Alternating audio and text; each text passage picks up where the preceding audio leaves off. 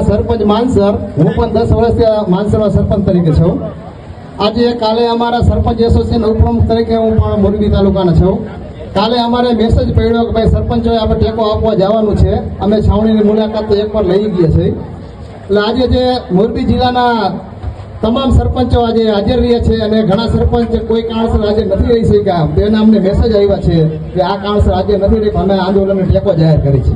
અને આજે અમે સરપંચ એસોસિએશને એવો પણ નિર્ણય કર્યો છે કે આવતી ચૂંટણી કોઈ પણ ચૂંટણી આવે, વિધાનસભાની આવે, લોકસભાની આવે કે જે આવે તે અમે એનો બહિષ્કાર કરવાના છે.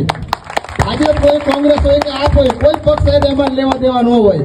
અમે કોઈ પક્ષના સિમ્બોલ ઉપર ચૂંટાતા પણ નથી. અમે અમારી તાકાતથી ચૂંટાતા હોય. એટલે જે પક્ષ ને અમે ગામની અંદર પ્રવેશ પણ કરવા નહીં દે એવી અમે જાહેરાત કરી છે. અને આજે સરપંચ એસોસિએશન એને ખબર નથી કે આ સરપંચ ને ઈજા તમને હોદ્દામાંથી બેસાડ્યા છે. ત્યારે તો અમારી પાસે લટુડા પટુડા કરતા હોય, સરપંચ આમ છે, સરપંચ તેમ છે. એ લટુડા પટુડા કરવાને જાહેર મંચ ઉપરથી એલાન કરે છે કે આવતી ચૂંટણીમાં હવે તમે કેવી રીતે જીતી જાવ હો અને કઈ તમે ગાંધીનગર પહોંચો હો એ તમે કેવી રીતે અમે જોઈ તમને. આજે ખેડૂતના દીકરા ઘણા એમાં સરપંચ ભણવો પણ છતાં અમને ટેકો જાહેર કર્યો છે. અને તમે તો ખેડૂતના દીકરા હો. જે આપણે 182 ધારાસભ્ય હતા એમાંથી એકનું મરણ થયું છે વડોદરા ધારાસભ્યનું. 181 ધારાસભ્યમાંથી 112 સભ્ય તો ધારાસભ્ય એવું લખે અમને ખેડૂત પુત્ર હે ફોર્મની અંદર. તો આજે ખેડૂત પુત્ર ક્યાં ગયા? 112 ગાંધીનગર બેઠા બેઠા શું કરે જોવે હે? આજે એને જાહેરમાં આવવું જોઈએ ખેડૂત વતી કે હાલો અમે ખેડૂત સાથે અમે સરકારમાં દબાણ લાવવું જોઈએ સરકાર ઉપર. પણ ધારાસભ્યો કોઈને કારણ કે પૂછવી બધાની કોઈ દબાયેલી હોય, કોઈ કારણસર ફાઇલું ખુલે ના ખુલે બધાને ખબર જ છે. કારણ કે અમે સરપંચનો હું તો ધન્યવાદ દઉં કે અમે ઘણા સરપંચો હિંમત કરીને જ આવ્યા. આવી જ રીતે અમે એવું પણ આજે નક્કી કર્યું છે કે અમે તાલુકાના સભ્ય અને જિલ્લાના સભ્યને ઘરે જઈશું. કાં ટેકો જાહેર કરવાનું કાં રાજીનામા દો. કાલે અમે 4 ગામના સરપંચો નક્કી જ કરી નાખ્યું. માનસર, ગોરખીજડિયા, વનાળિયા, નારાયણકાના અમે પણ 4 થી 5 દિવસમાં સભ્યો સહિત રાજીનામા દેવાના છે.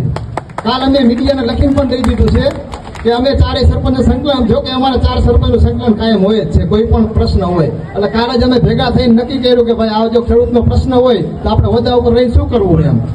જો એ પ્રશ્ન આપણે ખેડૂત સાંભળતી ન હોય, ખેડૂતના પ્રશ્ન સરકાર, તો આપણે કીધું ગામની અંદર રહીને શું કરવું. અમે 4 સરપંચો કાલે સ્વેચ્છાએ નક્કી કર્યું કે આપણે 4-5 દિવસમાં રાજીનામા દઈ દઈએ, ઉકેલ આવે કે ન આવે. એટલે બધા સરપંચોને મારી વિનંતી છે કે એકવાર રાજીનામાને ઘા કરી દો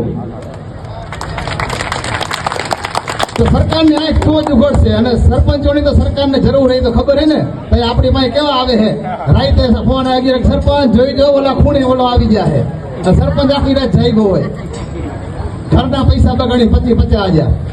એટલે સરપંચો તો આંખ ઉઘડી જ ગઈ. પણ મારે ખેડૂતોને કેવું કે હવે એને આંખ ઉગાડજો અને બટન દબાવજો કે જે ખેડૂત વતી જે અત્યારે ટેકો જાહેર કરવાય એને તમારે ખોબલે મત આપજો. અને નથી આવતા એને કહી દેવાનું ભાઈ તમે તો ભૂતો તો ને અત્યારે ઘરે જઈને હુઈ ગયા. જય જવાન, ખેડૂત એકતા.